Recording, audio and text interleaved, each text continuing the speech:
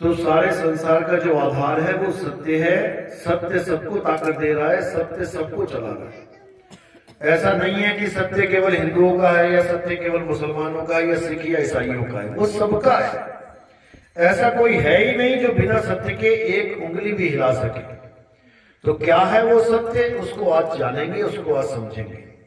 तो सबसे पहले जानते हैं असत्य क्या है, झूठ क्या है। गीता में क्या बोला गया कि हे अर्जुन, इस दुनिया में दो प्रकार के तत्व हैं, एक असत्य है और एक सत्य है। असत्य क्या है? हे अर्जुन, ये जितने भी शरीर दिखाई दे रहे हैं ये सब असत्य हैं। ये जितनी भी प्रकृति दिखाई दे रही है, सूरज चांद सितारे धरती आकाश, जो कुछ भी दिखाई दे रहा है खुली आंखों से, वो सब असत्य है। क्यों असत्य है? कारण क्या है? हे अर्जुन, असत्य वो है जो पल पल बदलता है, जो जन्मता और मरता है, जो कभी एक समान नहीं रहता, वो असत्य है।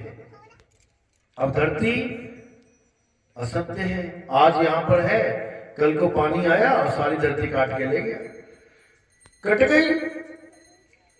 जब सूखा पड़ता है देखो धरती में कटाव आ जाते हैं, कट गई, असत्य है। सत्य कभी कटता नहीं है।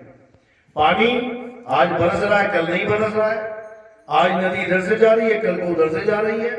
आज पानी इधर से जा रहा है, कल को इधर से जा रहा है, तो वो भी बदल रहा है। हवा, आज हवा इधर से आ रही है, कल को उधर से चल रही है, ये भी बदल रहा है।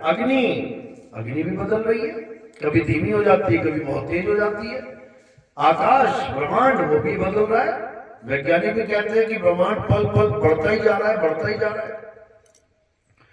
तो ये सब असत्य है। जब मिट्टी असत्य है, पानी असत्य है, तो दो असत्य को मिला के, यानी मिट्टी और पानी को मिला के एक मूर्ति बना दी जाए तो क्या वो सत्य हो जाएगी? दो असत्य को मिला के सत्य नहीं हो जाएगी, वो असत्य ही है। क्यों? पहले दिन इतनी सी बनी, दूसरे दिन और बड़ी बनी, तीसरे दिन और बड़ी बनी, चौथे दिन और बड़ी बनी, करते करते 100 फुट की मूर्ति बन रही है, रोज बदल रही है।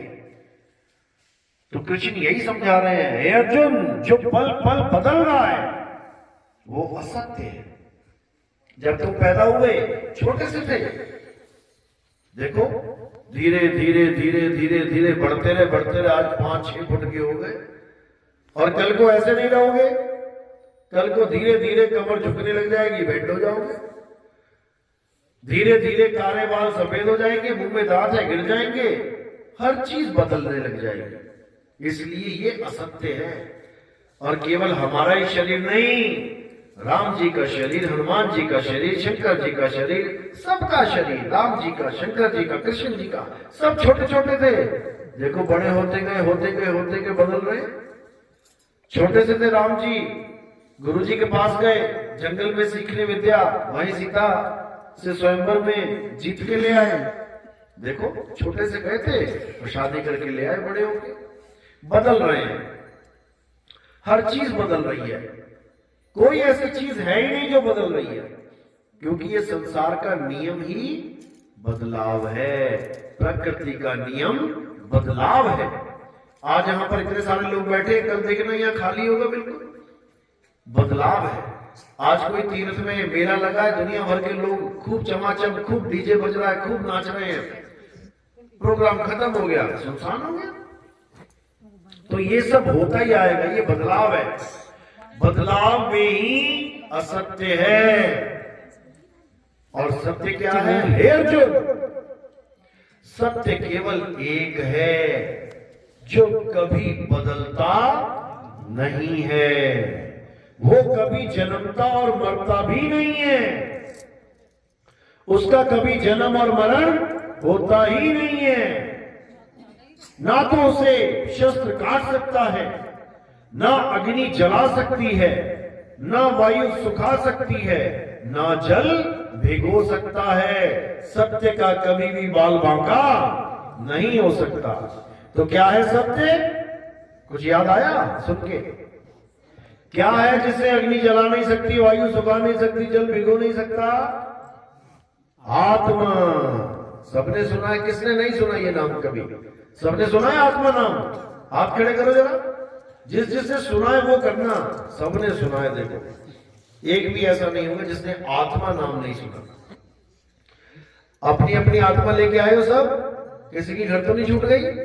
खाना वाना बना रहे हो, जल्दी चलो सत्संग है, वहीं छोड़ के आ गई हो तो चूल्हे के पास, ऐसा तो नहीं ना? सब अपनी अपनी आत्मा लेके आए ना? जल्दबाजी में पता लगा टीवी देख रहे थे, वहां टीवी के पास पड़ी रहेगी, तुम जल्दी से भागा इधर। सब अपनी अपनी आत्मा लेके आए हो, ऐसा कोई भी नहीं है जो अपनी आत्मा कहीं छोड़ के आ गया हो। सब अपनी अपनी आत्मा लेके आए हो, जैसे सब अपने अपनी चप्पल लेके आए हो, सब अपने अपने जूते लेके आए हो, अपने अपने मोबाइल लेके आए हो। अभी सबकी चप्पलें यहां रख दें और बोला जाए अपनी अपनी चप्पल उठा लो, सब उठा लेंगे। अपनी अपनी की पहचान है। अभी सबके मोबाइल रख दिए जाए, ले ले भैया अपना मोबाइल, सब अपना अपना लेके चले जाएंगे, क्योंकि सब लोग उन चीजों को जानते हैं जो वो साथ में लेके घूमते हैं। अब घूमते तो बेटा आत्मा को भी लेके हो, ऐसी कोई जगह नहीं है जहां आत्मा को लेके नहीं घूमते। लेकिन अभी तुमसे पूछा जाए आत्मा होती कैसी है? आत्मा काली है, गोरी है, लंबी है, मोटी है, छोटी है, नाटी है, गोल है, चकोर है, कैसी है? ठंडी है, गर्म है, ऊंची है, नीची है? कोई जवाब नहीं दे पाएगा। किसने अपनी आत्मा को जाना है? हाथ खड़ा करना। किसी ने अपनी आत्मा को जाना आज तक? शरीर को सबने जान लिया ना? हजारों फोटो में तुम्हारी फोटो कौन सी है एकदम निकाल लोगे, ये हूं मैं, ये कैसे पहचाना? अपने शरीर से, क्योंकि तुमने आज तक शरीर को ही जाना है।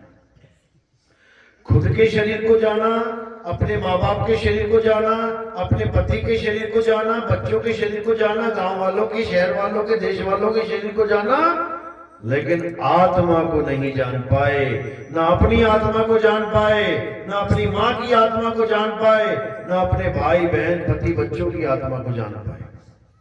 आत्मा का तो केवल तुमने नाम ही सुना है, इससे ज्यादा कुछ नहीं जान पाए। अब आत्मा क्या होती है अच्छी तरह समझना है इसको। जैसे पंखा, बल्ब, हीटर, गीजर, प्रेस, इन सबको यानी इन सब शरीरों को कौन चलाता है? करंट चलाता है। क्या बिना करंट के पंखा हवा दे सकता है? क्या बिना करंट के बल्ब जल सकता है? क्या बिना करंट के प्रेस गर्म हो सकती है?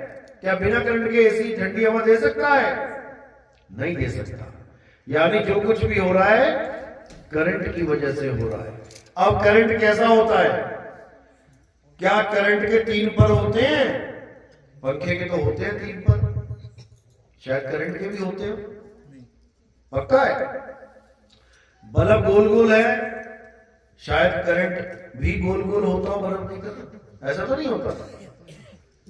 प्रेस देखी ना, प्रेस त्रिकोणी सी होती है, आगे को चोंच होती है, पीछे को पूरी चौड़ी होती है।